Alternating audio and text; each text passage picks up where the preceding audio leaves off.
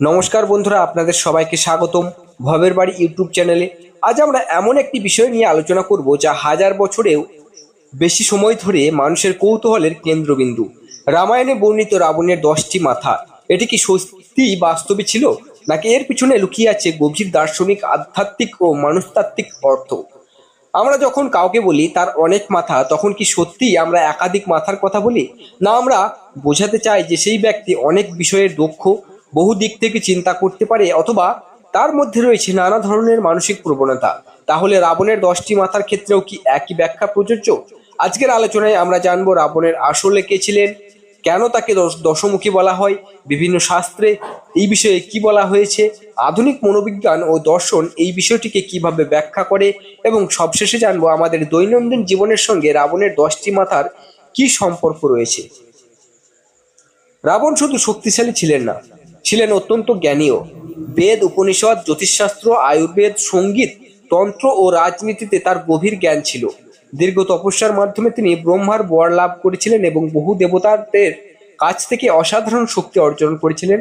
কিন্তু এত জ্ঞান, শক্তি ও ক্ষমতা থাকা সত্ত্বেও তিনি নিজের চরিত্রের দুর্বলতাকে জয় করতে পারেননি, আর সেখান থেকেই শুরু হয় তার পতনের গল্প। রাবণের 10টি মাথা নিয়ে প্রাচীন কাহিনীতে বিভিন্ন মত পাওয়া যায়। কিছু পুরাণে বলা হয়েছে তিনি সত্যিই 10টি মাথা নিয়ে জন্মেছিলেন, যা ছিল তার অতি মানবীয় শক্তির প্রতীক।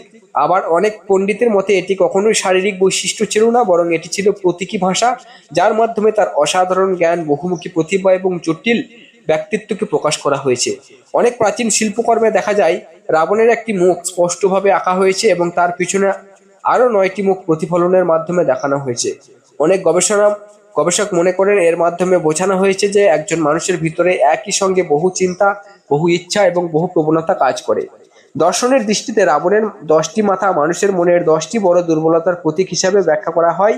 অতিরিক্ত কামনা, ক্রোধ, লোভ, মোহ, অহংকার, ঈর্ষা, হিংসা, আত্মগর্ব, প্রতারণার প্রবণতা এবং ক্ষমতার প্রতি অন্ধ আসক্তি, এই সমস্ত নেতিবাচক প্রবৃত্তি একত্রিত হয়ে যেন রাবণের 10টি মুখের রূপ নিয়েছে। রাবণ ছিলেন অসাধারণ জ্ঞানী, কিন্তু নিজের ইচ্ছাকে নিয়ন্ত্রণ করতে পারেননি। সীতাকে অপহরণের সিদ্ধান্ত ছিল তার কামনা ও অহংকারের ফল।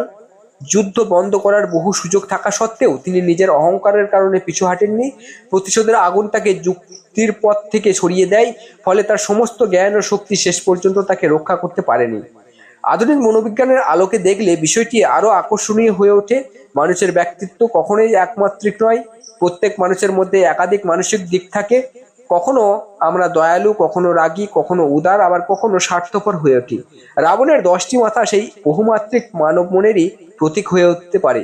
আরো একটি প্রয়োজনীয় ব্যাখ্যায় বলা হয় এই 10টি মাথা আসলে 10টি বিদ্যার প্রতীক, যেমন বেদ, শাস্ত্র, জ্যোতিষ, আয়ুর্বেদ, সঙ্গীত, যুদ্ধবিদ্যা, তন্ত্র, যোগ, কূটনীতি এবং রাষ্ট্রনীতি।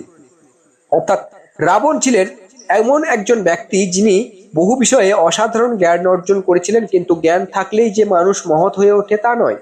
সে জ্ঞানকে নৈতিকতার সঙ্গে ব্যবহার করার ক্ষমতাই একজন মানুষকে সত্যিকারের মহান করে তোলে। তাহলে প্রশ্ন হলো, রাবণের 10টি মাথা কি সত্যিই ছিল? এর নির্দিষ্ট ঐতিহাসিক প্রমাণ নেই, কিন্তু এটুকু নিশ্চিতভাবে বলা যায় এটি ভারতীয় দর্শন ও সাহিত্যের অন্যতম শক্তিশালী প্রতীক, যা আজও মানুষের চরিত্র, মন এবং নৈতিকতার গভীর শিক্ষা বহন করে। এখন আপনাদের জন্য একটি প্রশ্ন, আপনাদের মতে রাবণের 10টি মাথা কি সত্যি শারীরিক ছিল, নাকি এটি মানুষের 10টি মানসিক প্রবৃত্তির প্রতীক? আপনাদের মতামত অবশ্যই কমেন্টে জানাবেন। ভিডিওটি যদি আপনাদের ভালো লাগে থাকে তাহলে লাইক দিন, চ্যানেলটি সাবস্ক্রাইব করুন এবং এমনই ঐতিহাসিক, দর্শন ও পৌরাণিক রহস্যভিত্তিক ভিডিও দেখতে আমাদের সঙ্গে যুক্ত থাকুন এবং সাবস্ক্রাইব করুন ভবের বাড়ি। ধন্যবাদ, আবারও দেখা হবে নতুন একটি ভিডিওতে।